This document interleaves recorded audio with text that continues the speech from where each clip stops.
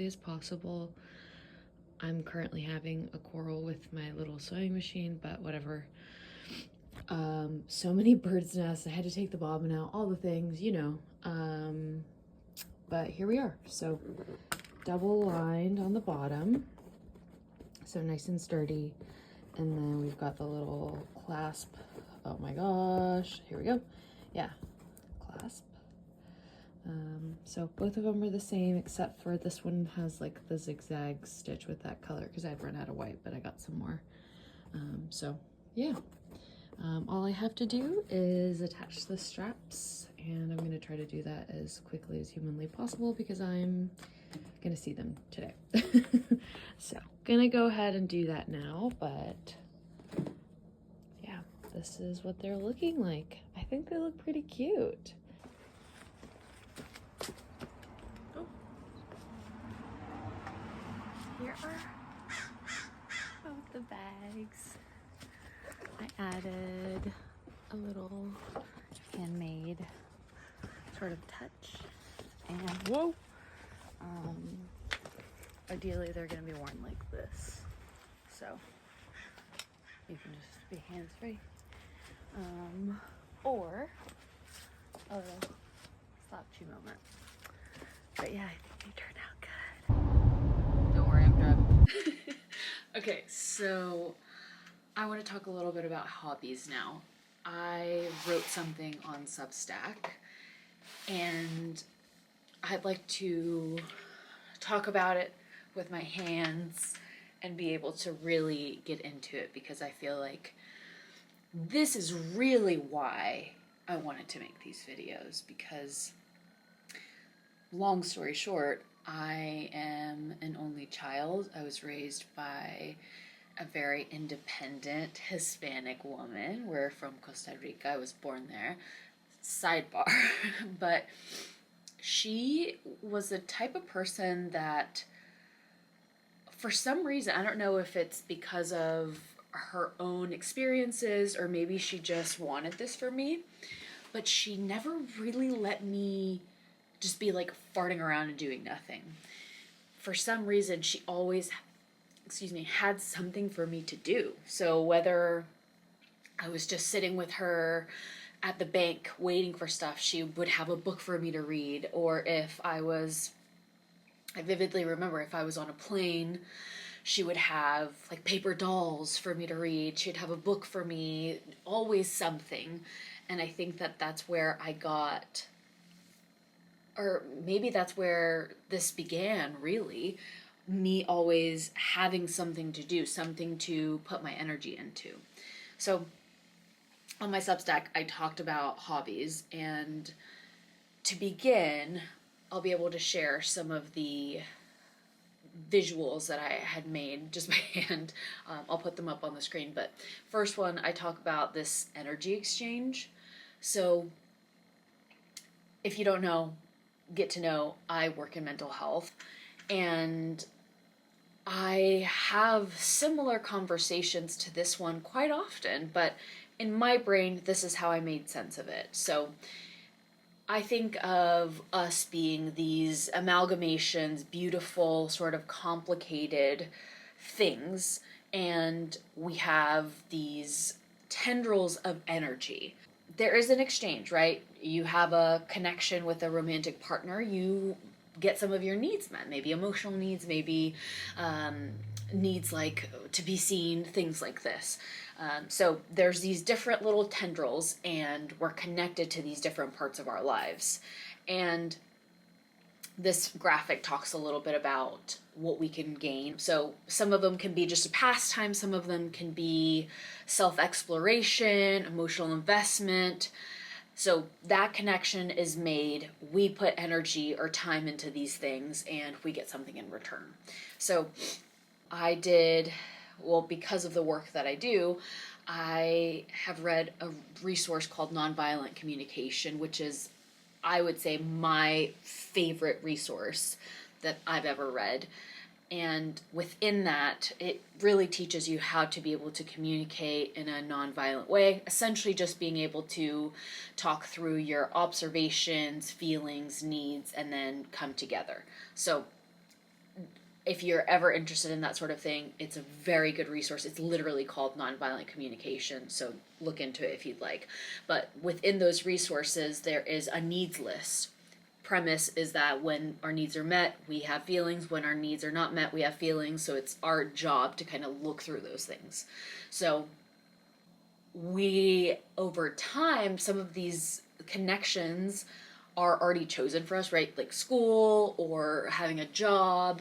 And I talk to a lot of people that are going through this transition of getting a new job or being out of college and getting a new job or retiring and ending their job and being like, what am I supposed to do here? Or even, becoming a parent and being like, well, now what? So I'm fairly seasoned in having these sorts of conversations, and I mean, life is a sort of discovering and rediscovering ourselves, really, if we can be very honest.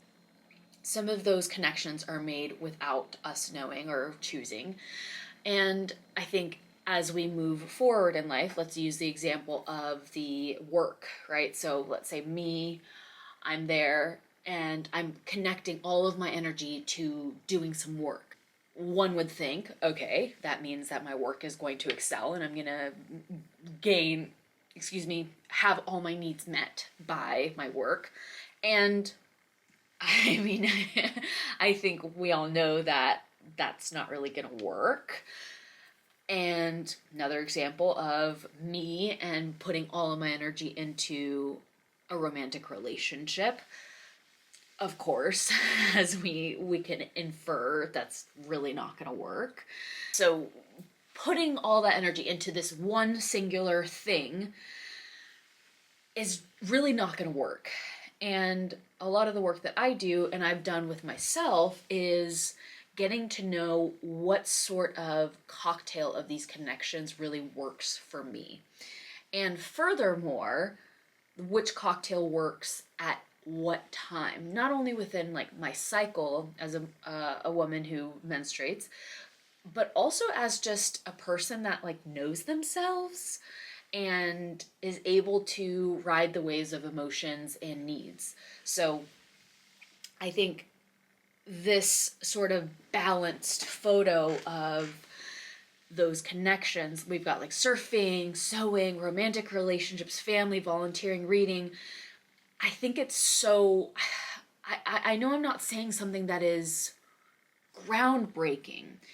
However, I think what is really important to me to emphasize is that it's your job to actually figure out your own cocktail that works. And until you do, I think that you might be putting a lot of energy or pressure or, wanting more from certain areas within your life that are actually never going to give you that and never were supposed to. So it's a little complicated, but getting curious with what are my needs? What does that look like? Out of the things that I'm already doing, which of these needs can be fulfilled by these avenues? And then taking a look at something like, and how do I feel today? So I know this sounds very high level. I'm sighing and I'm being a little bit dramatic because I feel like in a small picture, it might seem inconsequential, but really our lives are built on all of these little moments. And what in the world is going on in the world right now? It is spooky, scary times. People are still not able to be in their homelands. They're being terrorized, right? People can't be with their families because of crossing country lines, amongst a million different things. People don't have access to food, clean water. I mean, I really could just talk all day about the horrors of the world, but we can advocate, we can show up in our communities, we can do the things that are obviously going to help. Donate money if you don't want to show up, advocate, talk to your friends about it, open conversations, etc. But also we need to tend to ourselves. I know that's so simple, but I can't emphasize enough how essential it is and how it can literally change your life. And it feels so good to give yourself what you need and to know, even on a hard day, even when you're just like, mobbing through the world, you know what you need. You know how to maybe have a conversation about it with friends or just bring that to yourself. So, yeah, that's our talk. That was our one-to-one, and let's go do some other fun shit. Okay. All right.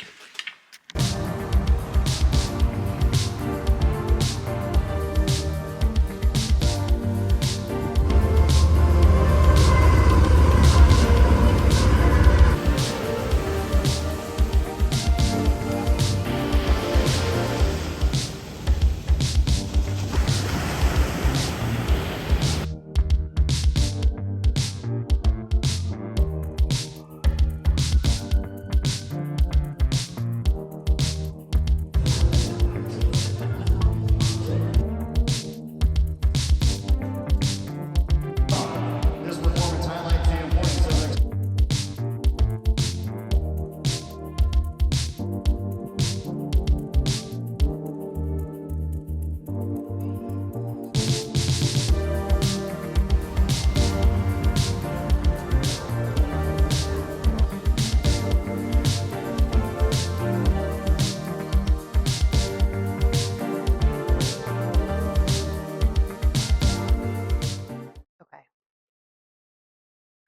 Okay. Good morning. Oh my gosh, I look so tired. That's okay. Okay. Oh, that was a sneak peek. Today, I'm flying out in probably less than 2 hours. Last night, I finished the bag. I took a video of the bag. I was so excited about the bag. And yet, I realize the lighting is shit. I probably have to refilm this. So here we are. Okay.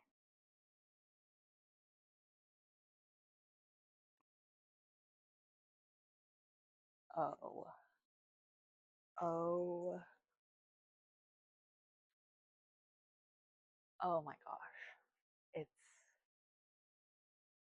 It's so good. It's so good. I brought my little bag that I just made recently to do a size comparison. It's so tiny compared to the big bag I just made. Oh, I'm obsessed. Let's talk about it. Okay, I think I talked about it. This is only one layer of fabric. Crazy. It's so stiff.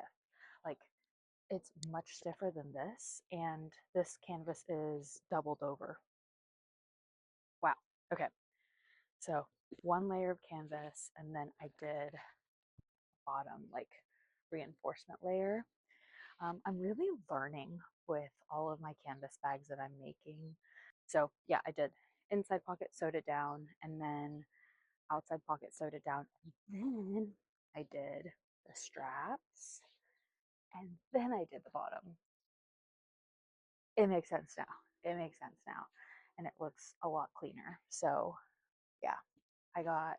Wait, I think I talked about it. The whole reason why I did this project is because my boyfriend got me a new sewing machine, and it's like the heavy duty sewing machine. However, that's a little bee. However, I broke 2 needles in this process, so I think this canvas is just so stiff. I need to do some research on the kind of fabric, or excuse me, I need to do some research on the kind of needles I should be using because losing 2 needles in a project just seems excessive. Okay, but I'm so excited about it. I'm so excited about it. Look, like going to the office, go go to the grocery store. Oh, I'm loving it. I'm loving it.